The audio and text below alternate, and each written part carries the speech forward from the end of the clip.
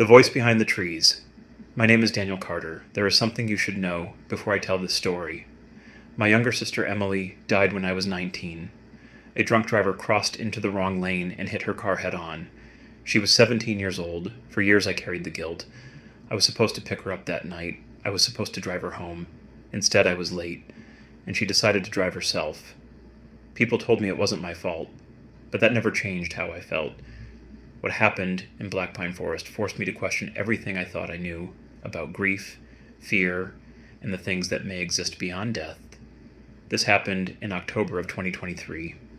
I was 25 years old. I had taken a week off work and decided to spend a few days hiking in a remote area of Washington state. The forest was enormous, miles of dense trees, few visitors, almost no cell service, exactly the kind of place I enjoyed.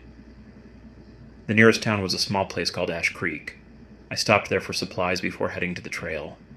While paying for my food, the elderly cashier noticed the hiking map sticking out of my backpack. "You're going into Black Pine, he asked. "Yeah," I replied.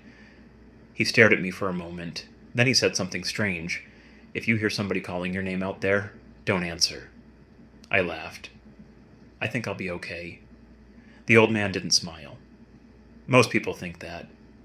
I left without asking any questions. At the time, I thought he was just an old man trying to scare tourists.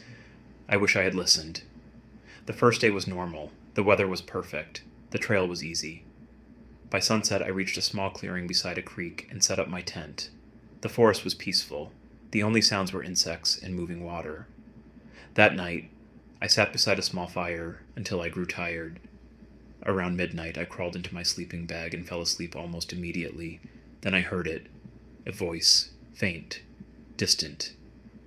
"Daniel." My eyes snapped open. For a few seconds, I thought I was dreaming. The voice came again. "Daniel." I sat upright. The sound seemed to come from somewhere beyond the trees. I grabbed my flashlight and looked outside. Nothing. Only darkness. The forest was empty. I stood there for nearly 5 minutes listening. No more voice. Eventually, I convinced myself it was part of a dream. The next morning, I almost forgot about it. Almost.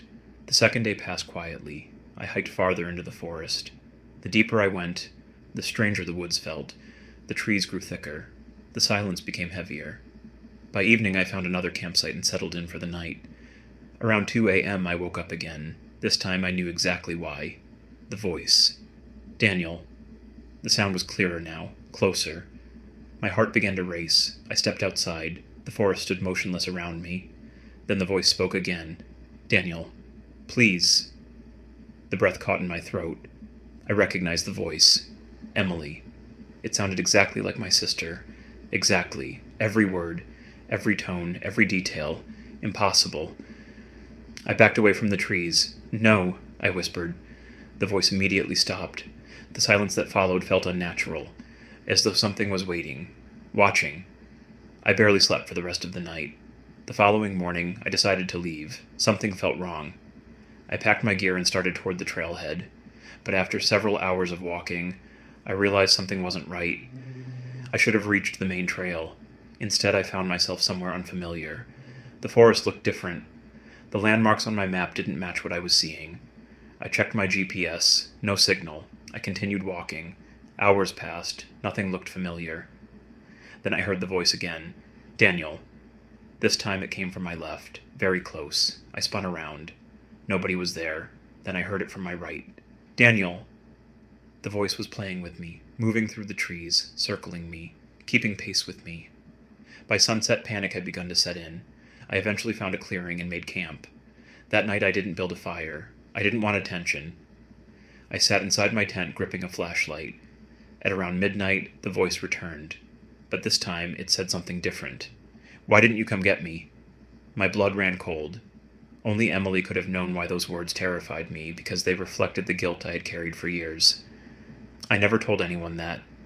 Not my parents, not my friends. Nobody. Yet the voice knew. Tears filled my eyes. For a moment, I wanted to answer. I wanted to believe. I wanted to think Emily was somehow alive. Then I remembered the old man's warning, "Don't answer." So I stayed silent. The voice continued. For hours, it cried, it begged, it pleaded. Sometimes it sounded angry. Sometimes it sounded heartbroken.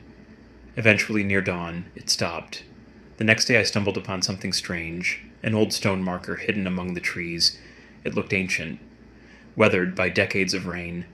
Names had been carved into it, dozens of names. Underneath them was a sentence. They followed the voice. I stared at the words for several seconds, then I noticed something else. The most recent name had been carved only a few years earlier. Somebody had added it recently. A chill ran through my body. I left immediately. That evening the weather changed. Fog rolled through the forest. Visibility dropped to almost nothing. The world became gray and silent. At around 11 p.m. I heard footsteps outside my tent. Slow, deliberate. Crunch, crunch, crunch. They circled me, again and again. Then the voice returned. Only now it wasn't outside, it was right beside me. Daniel. I froze. The sound came from inches away, just beyond the fabric of the tent. I couldn't breathe. Daniel. My flashlight shook in my hands. Then I heard another voice, my own voice, from outside. Emily? The terror that hit me is impossible to describe. Something out there wasn't just copying my sister, it was copying me too. I remained frozen until sunrise. The moment daylight arrived, I ran. I didn't care where, I just ran. Hours later, I finally reached a forest road. A search and rescue truck found me shortly afterward. The ranger who picked me up said something that still haunts me. You aren't the first person. I looked at him. What do you mean? He hesitated, then answered quietly. People hear voices out here. I never returned to Black Pine Forest. I tried to move on. For months, everything seemed normal. Then one night, 6 months later, my phone rang. Unknown number. I answered. Nobody spoke. Only silence. I was about to hang up when I heard breathing, then a familiar voice, soft, gentle, exactly like Emily. Daniel. My entire body froze. Then she whispered one final sentence. I'm still behind you. The call disconnected. To this day, I never answer unknown numbers, and sometimes, late at night, when the house is completely silent, I swear I can hear somebody calling my name from outside, waiting for me to answer.